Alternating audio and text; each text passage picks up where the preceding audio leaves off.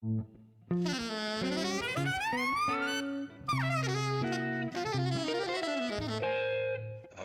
Jazz.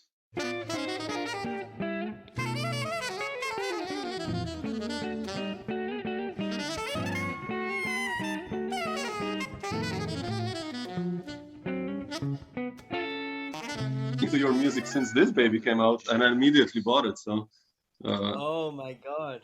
and that's like Amazing. So beautiful. So 22 years ago. So, yeah, that one, Jesus. That one came out on Herbie Hancock's label, yeah, and I was just speaking to um one of the guys involved, and Herbie had put out Future to Future on that label, and then somehow all the money that was put into promotion and everything just all disappeared. No one knows where it went, and the whole thing just folded. And I was saying, man, it's such a beautiful album. I really love that album, and yeah, it was sad that it never really got any promotion at all. But it's one of my favorites for sure. yeah. I mean, incredible.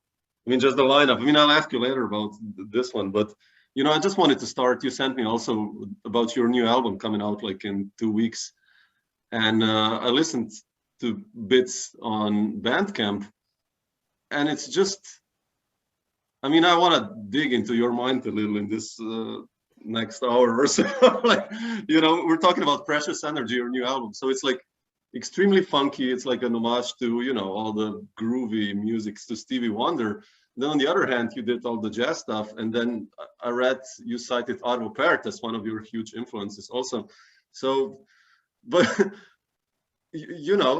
I just want to first start with Precious Energy. How did this one come along? And you seem to be so comfortable in this funk zone also. Like, can you explain a little about this? It's wonderful to speak to you and to have someone who knows and cares. That's great.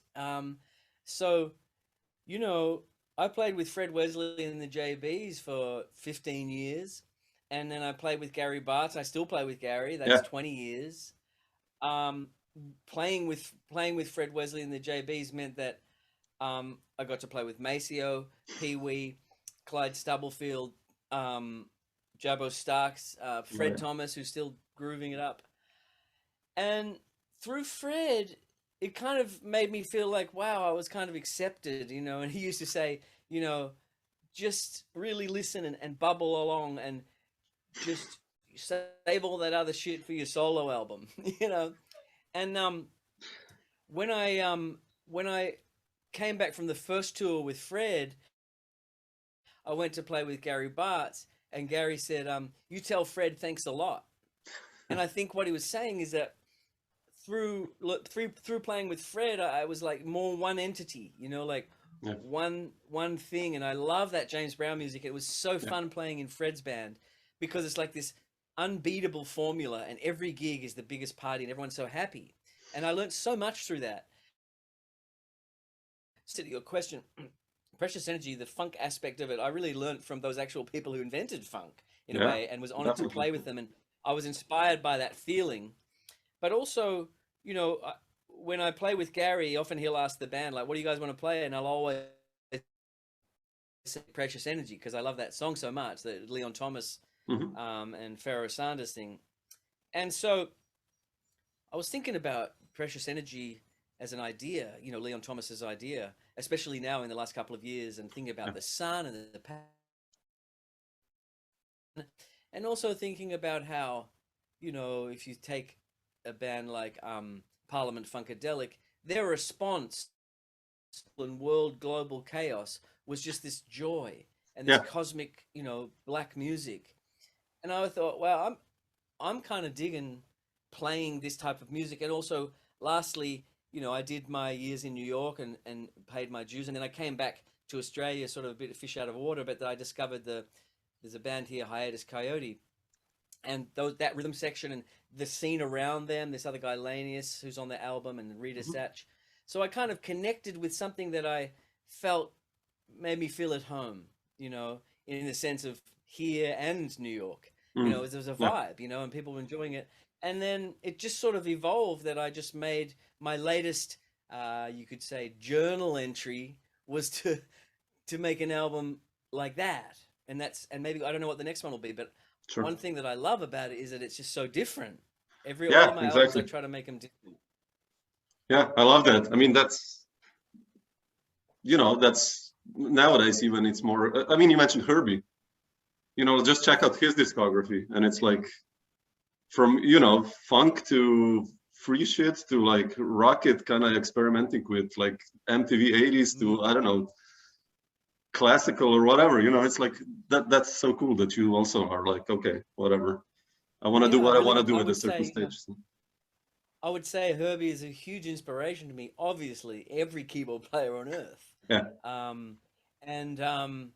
Just, and I would say that Herbie himself would say that he was inspired by Miles Davis to keep moving forward and keep experimenting, and don't make another sextet album with an ostinato at the end that the drummer plays.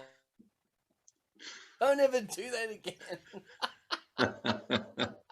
Yeah. True, man.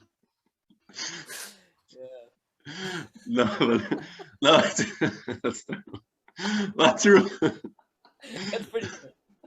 But you also, I wanted to ask you, Barney, you mentioned Gary, and it's like 1999 Live at the Jazz Standard you guys did, right?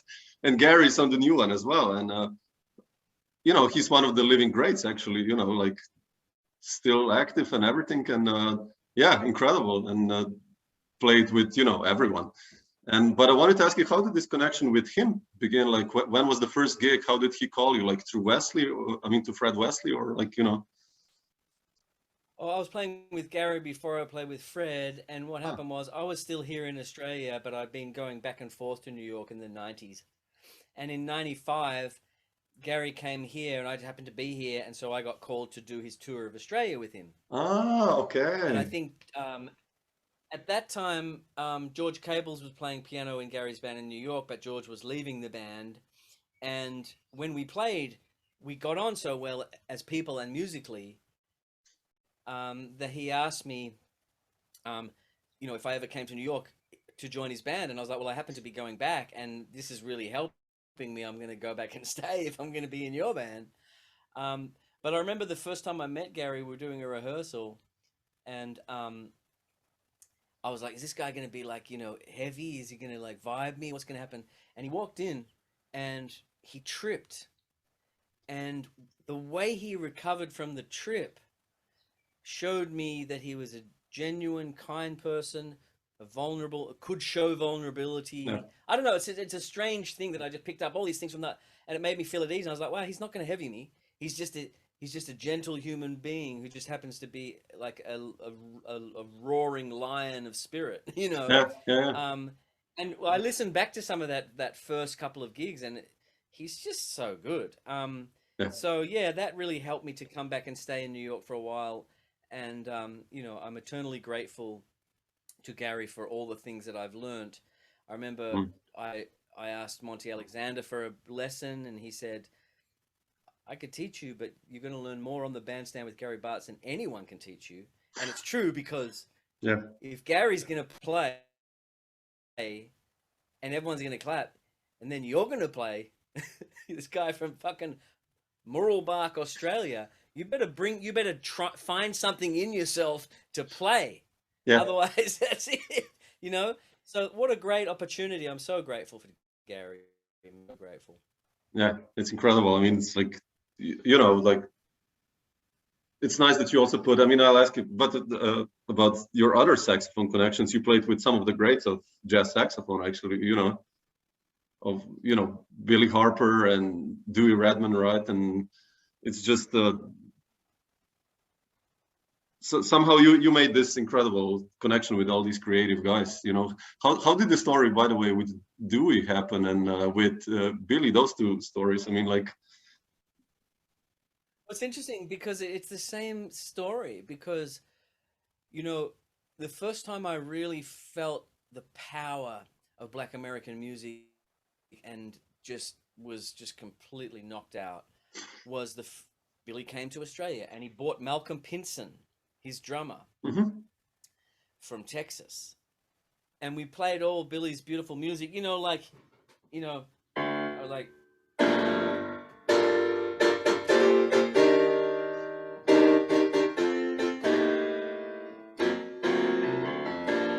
Yeah. I mean, you know, you get Malcolm Pinston playing that Afro feeling under that, and you're just like, you've never played with like any American greats. It changed my life, man. And I said to Billy, I'm gonna come to New York and I look you up. He said, yeah, man, come over.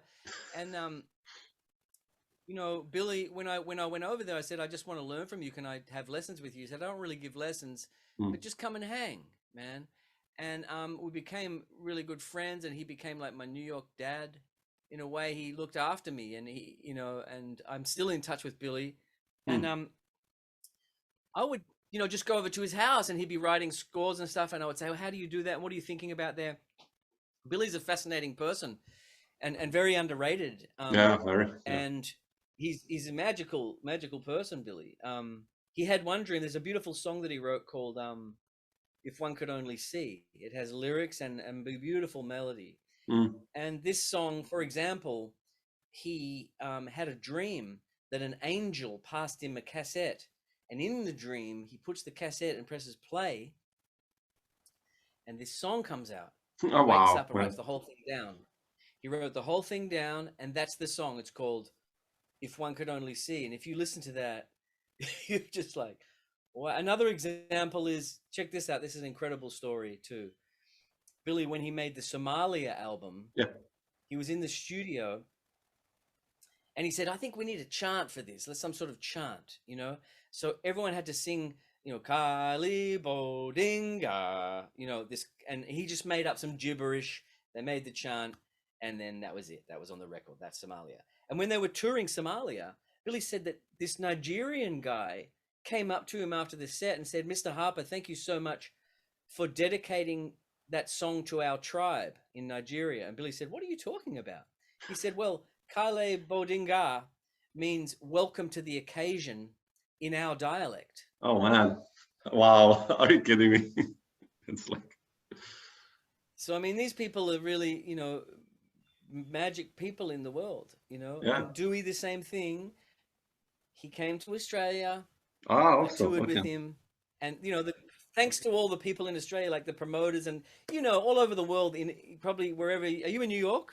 I'm in Slovenia. No, yeah. Oh, in Slovenia. Okay, so in Slovenia, you know, there's a group of people who love jazz dearly, and they promote it and they make it happen. So those people in Sydney and Melbourne, you know, the Melbourne Jazz Co-op and SEMA at that time, they're like, okay, we're going to bring Dewey out. We're probably going to lose money. We're going to give Barney an opportunity, or whoever was the player at the time. I got to play with Dewey. I just was, it's an incredible. I'm so grateful for these opportunities to play with these people, because, you know, you're a musician, you understand, we want to learn. We love music so much, but we want to learn how to play it and get better at it. Yeah. And that's the only way to really get the real stuff, is to play with these people like that. And so then when I went back to New York, I got in touch with him just to say I was there. I wasn't hardly expecting him to call me for gigs, but he started calling me. So, I mean, that's so I don't beautiful. know what to tell you. No, it's so beautiful that I mean, luckily we have now Bandcamp and stuff like that, you know, you're releasing these tapes or recordings or whatever you want to call them, like, because it's like archives, you know. It's incredible to hear, I mean, to hear you play with them, but also to hear them play, you know, because it's incredible, you know. I'm really happy about that. When you know, it's Corona, it's me trying to find a silver lining in Corona. It's me, you know, I can't gig, you know, for 2 years while I'm in Corona. So I made this Patreon site, which is going really great. And it meant that I could go through all my archives and tapes. I mean, years ago, 10, 20 years ago, I'm taping things I don't know what for. I'm just doing stuff and I forget about them. And in Corona, I could go through them all. And there's more. There's so many more things. But it's a beautiful feeling to, you know, and obviously I don't make any money from these things that I did. Like I put out a record with Dewey. I put a record out with Billy. and I spoke to their people. I spoke to Billy directly, and I Sure. spoke to Lydia and Matt and John Menegon, and said, Yeah. I want to put this out. It's actually killing, you know. I put it out. I offered it for free or pay what you want. And Dewey fucking Redman, man, buy a bloom. Like, I mean, so I just forgot, because when I was living in New York, there was so many things going on. I was really doing so many things. I just was making recordings, and actually that recording at the in Chicago, I recorded it on this new mini disc I got, and I didn't really know how it worked, and I recorded it incredibly low volume. Oh, But so it's you had to, just zeros and ones, and I always thought that I didn't have it. So then once I got more knowledge of Pro Tools or Logic or whatever I was using, I just boosted, and I was like, hey, this is sounding great. So yeah, thank you to the people who sorted me out here to play with these people, and then I could go back to America, and that, you know, it just keeps evolving. Yeah. Well, when was the first time you went to New York, by the way? And how did you decide on that? First,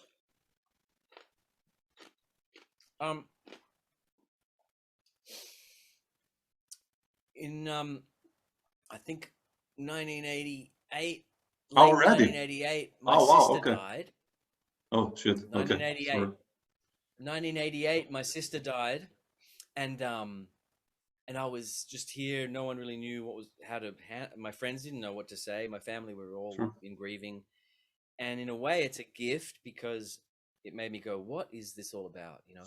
So I went to New York for 6 months. I mean, I also love music, so I was shedding and stuff and hanging, but I also went to Europe and just traveled around. So for a year, New York 6 months, really? Europe for 6 months, came back to Australia. And then that was 1989. And then 1990, I went back and stayed for a bit longer, made a few connections, went back. And I kept doing this back and forth until 1995, when I met Gary, and I went in 1996 to stay. So I'd always kind of planned that, maybe unconsciously. And what I would do is I would go and stay as long as I could, and I would shed. I would record a lot of gigs. Like, I have gigs of, Dave Kokoski, Joey Calderazzo, Mulgrew Miller, Barry Harris, all these people. I record them, and then I would somehow try to track them down and ask if I could have a lesson with them. Then I would show them on the tape what I was trying to understand if I couldn't understand it, and they would tell me what it was. Then I would write that down, and I'd take all this raw material of what I wanted to understand, and then come back to Australia, go to my parents' place, shed for 6 months or a year, do the gigs here, save up enough money, and go again. And that's how I did it. Wow, because man. I just love this music so much, and that's what I wanted to do. But I always felt like, I also work with Kurt Rosenwinkel. I did. Yeah. When I first got there, I met. I had this gig on Union Square, this place called Miss Cafe, and I met this guy Max Geller, this saxophone player, and he gave me his gig when he went back to Europe, and I stayed in touch with those people, and I literally played at the fucking Blue Water Grill or Metropolis Cafe from 1989 until 2014 or 15, on and off. Yeah. And now that club, there was a club underneath it, and it was called Giant Step, and that's how I connected with these Groove Collective guys. And I was in the Groove Collective for a long time. Yeah. So in answer to your funk question and this record today, that's also, I owe that to them. Yeah. In a way, because they introduced me to all these new possibilities. Anyway, I met Josh Roseman at that time too, who was a huge influence on me. Yeah, I played with Josh. Yeah, we did a record together. Oh, did you? Yeah, back in 2003, like with Quintet. Josh, he was amazing, man. Josh. So Josh, through meeting Josh, I started playing in his band, and that also was another entry to all these people who were coming down from Boston: Jim Black, Kurt, Chris Speed, all these amazing people, Drew Gress, Ben Monda, and I got to connect with all them through Josh. Okay. And so it was this ongoing desire to learn and grow through these amazing people. And what I want to say is, like, I always sort of lamented that I didn't go to NEC, actually, because I just sort of was the University of the Streets, man. I never really had I did study a little bit with Charlie Barnakis, but I never had like a regular thing and just get your ass kicked. You know what I mean? Like, where did you study, by the way? Oh, I'm like you. I mean, I studied literature. I studied translation and American literature, poetry, and I just started gigging when I was 17 and learning on the bandstand. I remember with the drummer, he was like, here's a chart, and the chart is like the I don't know, 9-bar structure. Now you play a solo over it. I'm like, well, what do you mean play a solo? I don't know what should I play? Play, and it sucked on the first gig. I played some licks, and he was like, no, man, that's, and that's how you learn. Then you go back, then you transcribe and listen. And he said, listen to Ornette, listen to Dolphy, listen to that, and so self-taught. That he started you there. Yeah, it's interesting that he started you with those guys. Yeah, I mean, like I already at home, I listened to to Pat Metheny and John Abercrombie, kind of Mike Stern, the fusion vibe that you first go into, and then discovered Parker and Miles and all these Coltrane, of course. But then when I found out about Dolphy and Ornette, I was like, man, that's it. The lines, the melodies. I transcribed like the entire, Ornette, the 6 CD set, Atlantic Recordings. For a little bit there. Yeah, I transcribed all Ornette solos from that, like really handwritten. Still have them, man. It's like, yeah. Have you read As Serious as Your Life? No. It's a book by Val Wilmer that I read recently. Okay. It's a book by Val Wilmer, and she was like embedded in this whole what is called the 60s black of music. Mm-hmm. And she does a chapter on all of the pivotal people and more. Like she does a chapter on Sun Ra, a chapter on Ornette, oh wow, man, on Cecil, check it chapter out. on the art ensemble, and Billy Harper's in there, and he talks about Dewey, and it just blew my mind because she really interviewed these people and got way inside what they were saying from the horse's mouth. And what I took away from it was that the 60s new music revolution, new black music revolution, was the African diaspora reinventing itself once again in the most fantastic way. Yeah. And you think about the art ensemble of Chicago looking at New York and saying, this is kind of straight. Let's find some new ways to do stuff, right? And it's incredible. And it was threatening to the powers that be, from what I could gather, and from other reading that I've done. And so the message that was conveniently sent out to us all was, these people can't play. Ornette can't play changes. It's just they're just being free because they never did their study or whatever. Now, Dewey tells a fantastic story about being on this all-star concert in Europe, and it was Dexter Gordon was on it, Dewey was on it, Ornette was on it, Sonny Stitt was on it, and he tells a story that Sonny Stitt and Dexter were in the room next to Ornette and him, and Sonny Stitt was showing Dexter Gordon some fingerings, and so Dewey thought, shit, I'm going to go in there and check out what's going on, right? Now, Sonny Stitt and Dexter were not interested in Ornette. They said he couldn't play changes. He was, jive or whatever. And they're in there talking, and Dewey's just watching. And they hear Charlie Parker literally coming out of Ornette's room, and they all run in there. And there's Ornette playing some Charlie Parker stuff, right? And then from then on, apparently, according to Dewey, they're all like, okay, well, we understand that Ornette did take things to the next level. And Gary also says that the trajectory is really Lester Young, Charlie Parker, and not Train, but Ornette.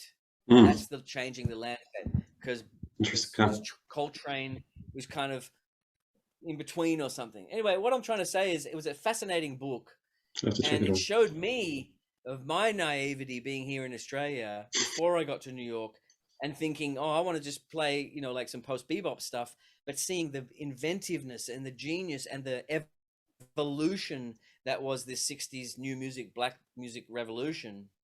You know what I mean? And Yeah. we forget how beautiful that is, and it's really as valid as anything else that was part of this evolving African diaspora. You know what I mean?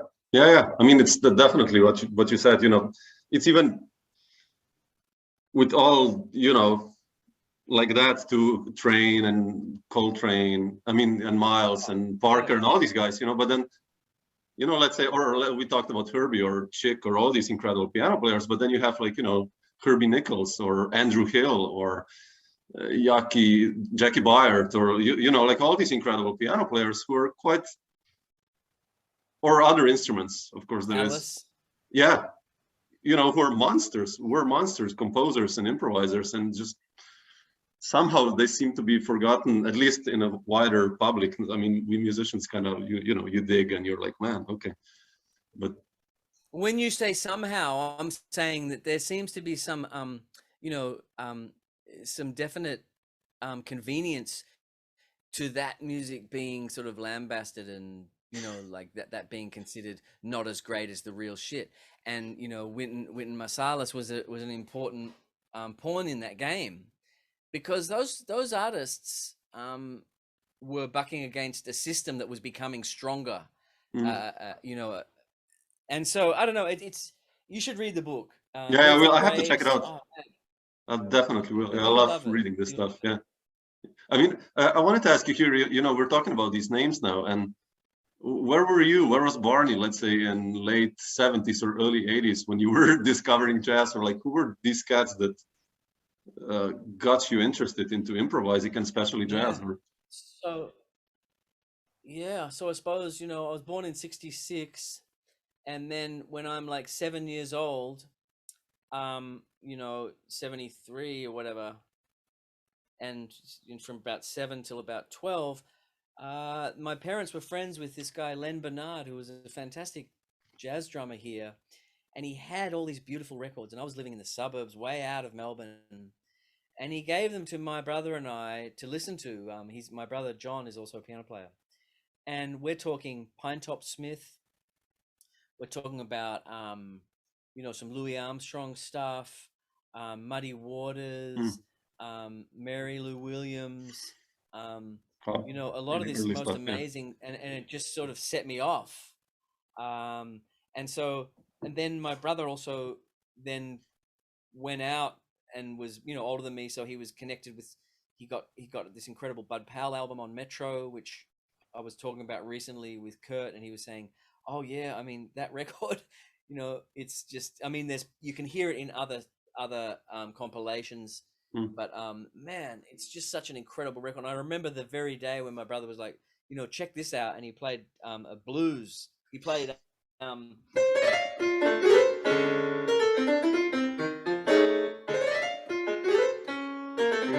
Willow Grove, right? And then Bud plays over this blues. Now, I don't even know what a blues is. And I'm listening to it just going like, wow, this is like a magic spell just got cast on me, because I've got to learn how to do this. I'll do anything to learn how to weave in that way, you know, into what is it? You know, it was just, so that's how it all began. And I just continued, you know, but my taste, you know, the chance to meet Josh, and then I was going to say he did go to NEC, and so did Jim Black and Chris Speed and all those people. And NEC seemed to be, you know, prioritizing individual perspectives. How do you find something that you want to do that's different? How do you move forward? And all these beautiful conceptual things, and, you know, Threadgill and Butch Morris and all those things. I would have never have known any about that. I would still try to be sounding like Joe Calderazzo. Not that there's anything wrong with Joe Calderazzo. No. But Josh didn't turn me on. I wouldn't have this album, Precious Energy, I've just done. I wouldn't have any of the stuff I've done. And, you know, all the people, Groove Collective, Gary, all the people that I had the great honor of hooking up with and connecting with and learning from. What is that? You know, I remember Josh in the studio saying to me, you know, okay, don't play, just play much more loose. You know, just play like a jellyfish, man. A lot of things, man. A lot of things. You were on the treats for the Nightwalker, right? On that one.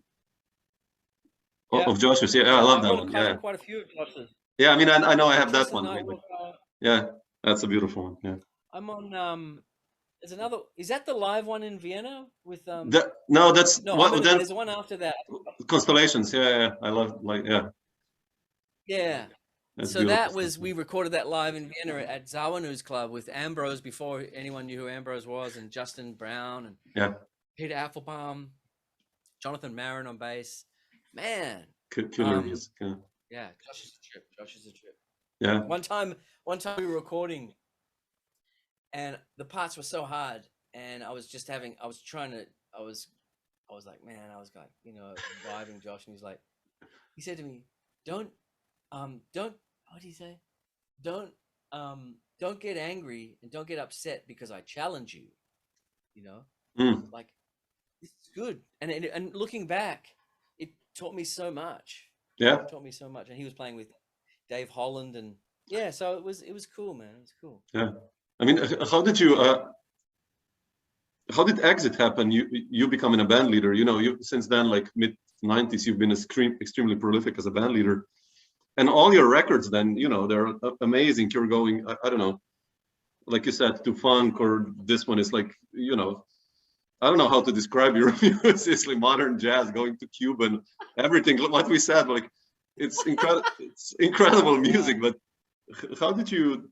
Oh, thank you. Decide to become a band leader first? How did exit happen? And the second question, kind of makes sense. Like, of course, that you have, Kurt here and Gary, but then you have, like Joey Barron here on drums also, and Tony Scherr and Kenny Wollesen is here. How did you decide to do this album, and how did this one happen with all these people, just by coincidence, or did you play with them already? And well, number one, I'm so glad to talk about it. So thanks for asking the question.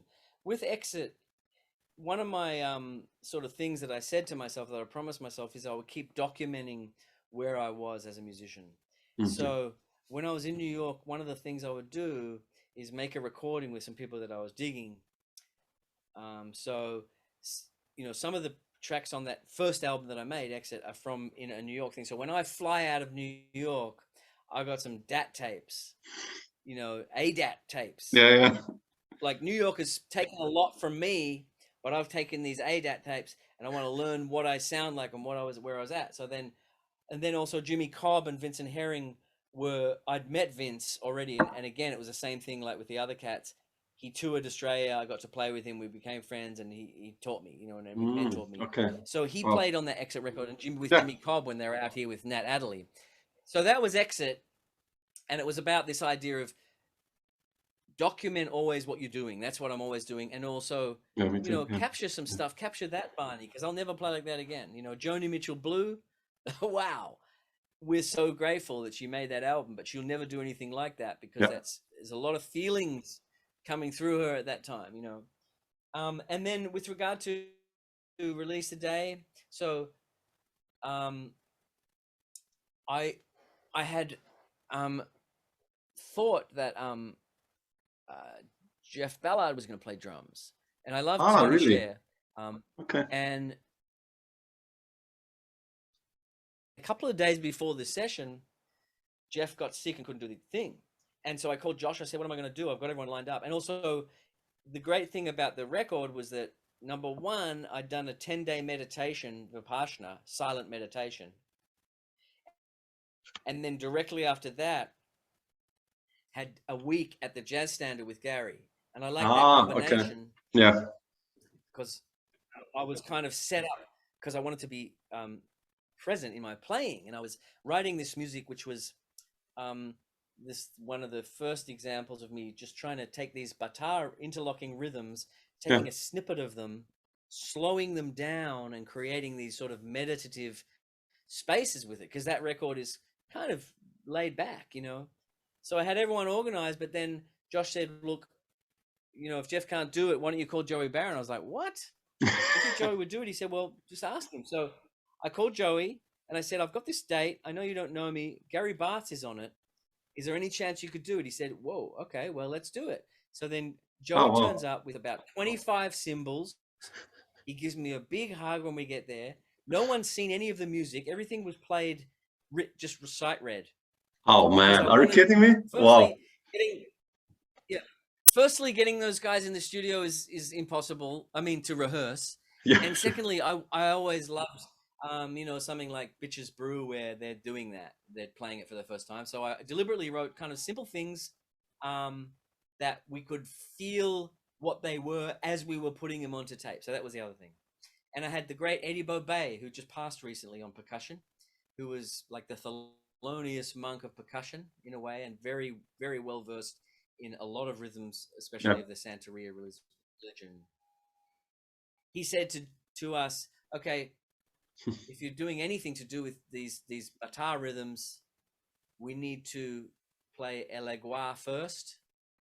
If the deity Elegua, the Orisha, if Elegua's digging it, then it'll be cool. But if he's not digging it, tapes will get chewed up. So let's do it. So Eddie shows Joey Barron this rhythm, which is the first cool, song, man. 33. Yeah. And we just started, and what you hear, and it's one of my favorite tracks that I've recorded. We just started it, and 15 minutes later, we almost like looked up, and we were like, "What the hell just happened?" We went into the playback room. Joey gets these coins and starts doing these tricks before the music even comes on. So you got these coins rolling here, because Joey does magic. He's a magician, and he's listening. And he presses play, and we're just like, "Whoa, Elegua must have dug this, because this is a vibe. Let's record the second song," So that's how that happened. I'd already been working with Kurt in Joey's band. Sorry, what am I saying? I've been working with Kurt in Josh's band. Oh yeah. Josh Roseman. Yeah. And so Kurt really enjoyed that session, and part of the reason that he called me to two of the Heartcore album of his is that he sort of was like, he actually said to me, "I want you to play this music the way you play your music." And he liked the writing on there, which is a huge compliment, because I love Kurt's writing. Yeah. And then obviously I'd done a week with Gary, so that's how he was on there. And Peter Apfelbaum is like another one of my heroes, and I met him through playing with Josh. And I love his tenor playing. He reminds me of Dewey, kind of. And Clark Gayton, just like one of the cats that that is just, unbeatable. So that's how that happened. And I love that record. Yeah, I mean, it's amazing. Like, I bought it then back in the day because I saw, like, Joey, Gary, and Kurt. I didn't honestly, of course, back then know who you were in 2000. Like, but okay, I put it on. I was like, man, what the F? It's like, I really dug it because it's so especially back then, like it's really like, whoa, it's quite accessible also, but it's still so intense. And it kind of is. I wish that Herbie's label hadn't have sort of folded, because I would have loved for it to have gotten a bit more coverage. But I always say, like, we just have to keep making the best stuff we can, and don't concentrate on the externals. I mean, they're important, but we just have to stay making the best stuff we can. And you know what will happen? Years after you release the day, some cat will call you up on fucking Zoom and ask you about it. True. Yeah, sure. It's from Slovenia to Australia, man. What the? Even care? It's bizarre, man. Yeah, if you think about it, like it's bizarre. I love it, though, man. Thank you for listening, and thank you for digging it. I appreciate it. Thanks for the music, man, and talking about it. So, but I wanted to ask you. You mentioned compositions, and you wrote easy tunes. And what's your process there? Like, let's say Mother of Dreams and Secrets. That's complex. In contrast, rhythmically, it's a lot of shit happening there. But like, what's your process when writing? Even now, like, how do you start? Where do you start? Where do you begin? Like, how do you get an idea, and how do you develop it? Wow. Well, I'm glad you asked about. There's so many ways, but I'm glad you asked about Mother of Dreams and Secrets, which is the record I made in Cuba. Yeah. So through the Groove Collective, I'll try to be brief. I hope I'm not like. No, please, no, man. That's why I'm asking. That's why we're here. So please. Through the Groove Collective, I met a number of percussionists in there, Chris Saberge and Gordon Clay, Nappy G, and they were listening to a lot of Santorian rhythms and a lot of hip rhythmic stuff. And in the band bus, we used to call it the Clave Lounge, one of the band bus. We were doing a lot of touring with that band then, and they were listening to all this stuff. And I was absorbing it, going, wow, this is absolutely gorgeous.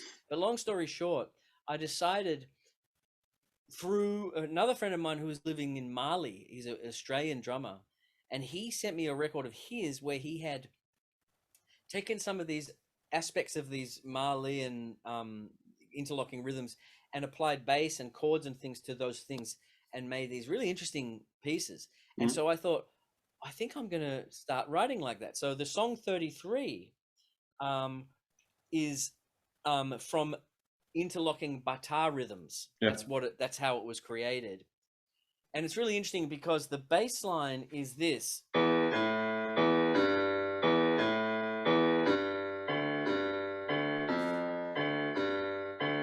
that was one of the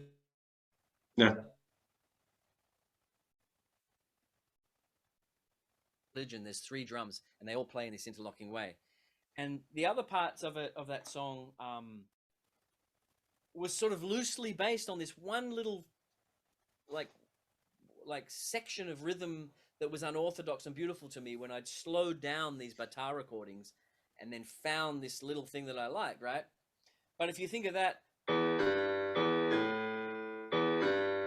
that's a Love Supreme. Yeah, exactly. Yeah. And my thing is, well, not mine, because I sort of derived it from. That was always interesting. I didn't notice that until someone pointed it out, someone who reviewed the album. Anyway, I was interested in the beauty of these rhythms because they were just so different. And then I did go to Cuba a number of times as a result of being inspired by this stuff. And I went to one ceremony there for the Arisha Yemaya, and it blew my mind, man. It was just some dancers. There was a guy playing a metal hoe. There was a guy playing shekere, and there was another guy playing congas. But the rhythm, it was like standing next to Elvin Jones. Yeah, man. The vibe was so intense. And so I started being more serious about writing based on slowed down bata rhythms. And that whole album, years went by, and then I went down to Cuba and recorded a whole album, just the rhythm section. So what I did is I wrote a whole album worth of songs that I had in my mind what the vision would be, but I wanted to have the actual Cuban cats play the rhythm section. So I went down and I went to Egram Studios and I recorded piano, bass, percussion, a bata guy, and basically Chucho's rhythm section, Chucho's conga player. And then we recorded all these things that I'd sort of slowed down little sections of these rhythms, and the guys were like, what is it? Is that it? Anyway, we went off and had fun, and then I took it all back to New York, and I had Kurt come over to my lounge room. He played on it. Billy Harper came to my lounge room. He played on it. I overdubbed some stuff, but I kind of had a vision of what I was doing, and that's how the album came together. So in answer to your question about composing, I was trying to find a new way to find things outside of myself that would inspire me, and then put my aesthetic on top of them. Like, it's not like I actually spoke to Menini from the famous group, the Afro Cuba de Matanzas. And I said to him, is it okay if I use some of these rhythms? I'm not really using the whole rhythm. I'm just being inspired by them and writing a whole song from them. And he said, if you're not using it in a ritual, it's totally fine. If you're actually using ritualistic music, then that's a problem. So I felt okay about that, and then you wouldn't even know where the pieces came from, but they definitely had a different color to them. So that's how the pieces on that Mother of Dreams and Secrets, and also some of the pieces on the Release the Day, are like that. Like if you think about the song called Obatala, that's one drum, and the other drum is it's like. Yeah. fit, man. Yeah. You know what I mean?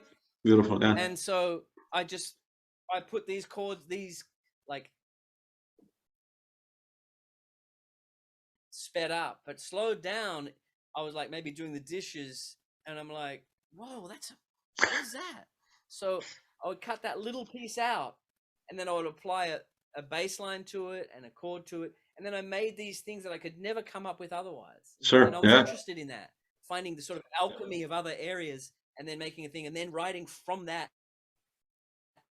as a springboard, and that's how I did a lot of writing. And I mean, the Afro-Cuban, the sacred Bata music, and the approach of looking between 3 and 4, Yeah. 6, 8, and that's 4, so heavy, 12, man. 8. Yeah. Like the place between that is my most interest. I'm most interested in that. Like, what is that, and how do I bring out that ambiguity? Because that is the most beautiful music to me.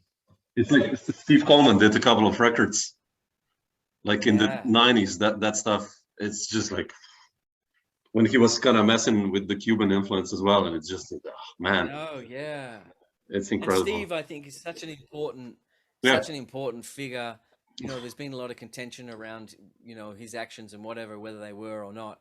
But I mean, I didn't study with Steve, but I went to many of his workshops, and it blew me away, man. It just changed my whole lens, and that's what I love about, you know, these great artists around, and many of them in New York who are just so serious, and they can help other people to see the whole world of music in a different way. Yeah.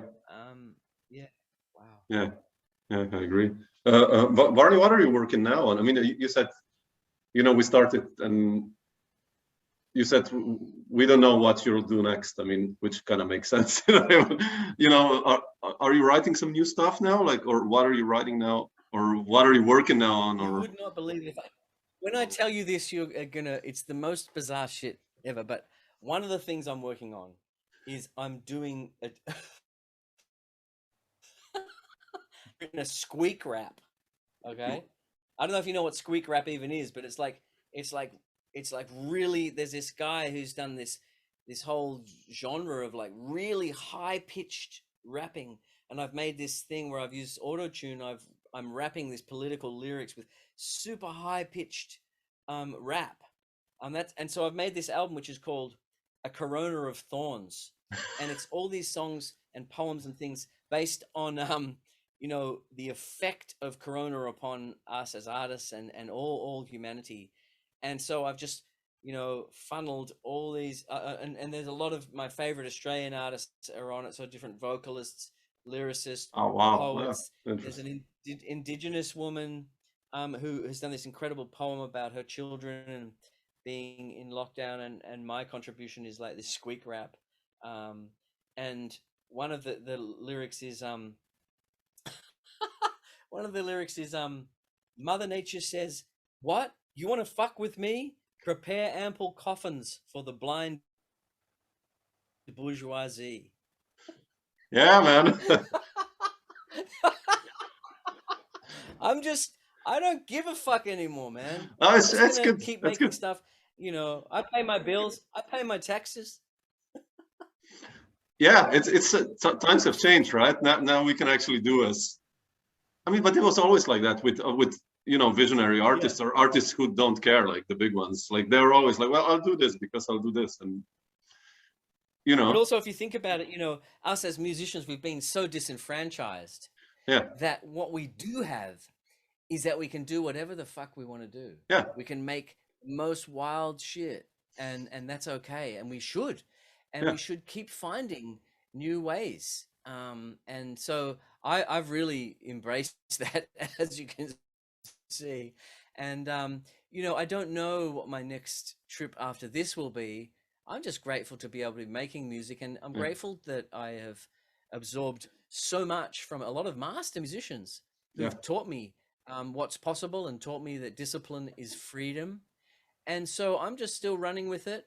And you know, while I was in lockdown, I learned to play Carolina Shout, just because I thought that was a beautiful thing. I've always wanted to learn that song. So I'm still always trying to learn and trying to grow. And you know, keep playing, and hopefully things will come back to a bit more stability, and Yeah. you know, hopefully I'll get to play with Gary again and do some touring and see what happens, you know. Yeah, that's beautiful. Yeah, cool. Great, Barney. I mean, you kind of like beautifully, like it's a novel. Now you summed it up like it's a, and then they wrote into the Wild West and the setting sun, you know. But yeah, cool. Beautiful, Thank you. man. Thanks for sharing. Well, thanks a lot for having me, and don't.